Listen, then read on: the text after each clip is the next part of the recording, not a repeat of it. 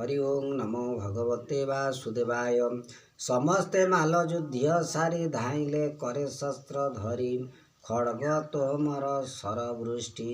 सुभृंडी चक्र गदा रुष्टि 25 शक्ति उल्ल करे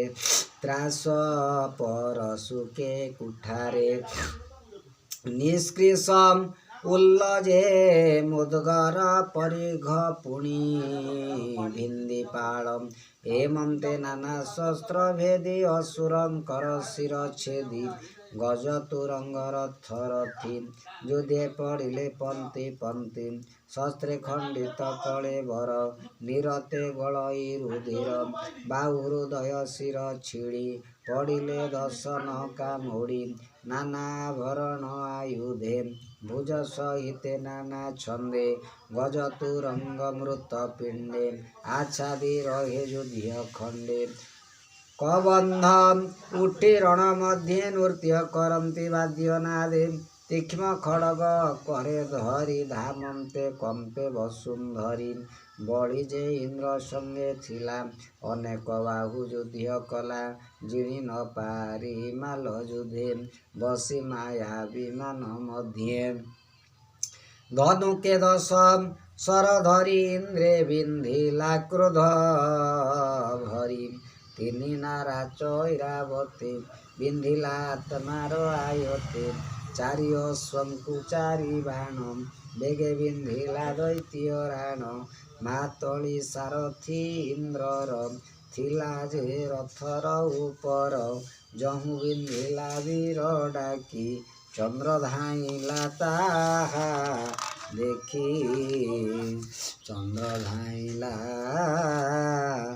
ताहा देखी बलिर जेतेक नार चबेगे छेदिला देवराज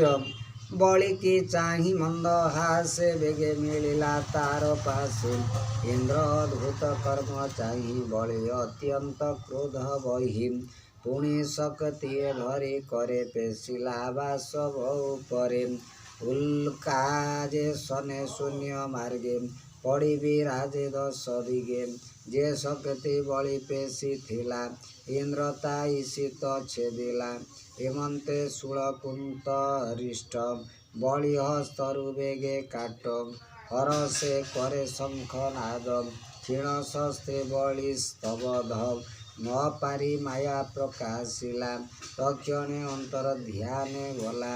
मायारे शिलावृष्टि घने मेघ आच्छादिला गगने देवंक उपरे बरसे बिजुली त्रास 10 दिशे पुणी क्षणके बहु वृष्टि शुष्क इंधन कोटि कोटि दावागिनी देवंक उपरे पड़ती समीर बेगरे शिला पड़ती तांक शिरे गहळे देवंक उपरे पड़ती महर गगन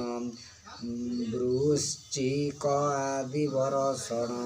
वराह सिंह व्याघ्र हस्ती स्वभावे गर्जन करती 100 सहस्र जातु धानी अनेक साकिनी डाकिनी